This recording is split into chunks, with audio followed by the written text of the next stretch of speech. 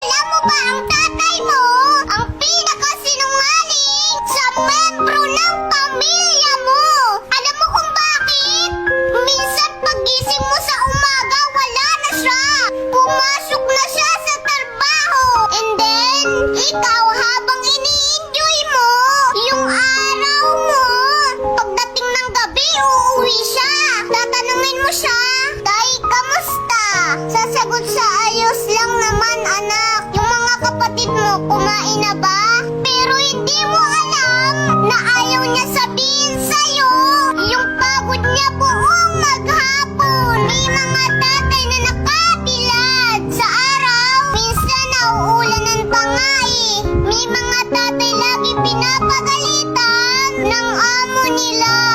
May mga tatay na kapag nabigyan sila ng merienda ng amo nila, imbis na isusubo na lang nila, ilalagay pa dun sa lumang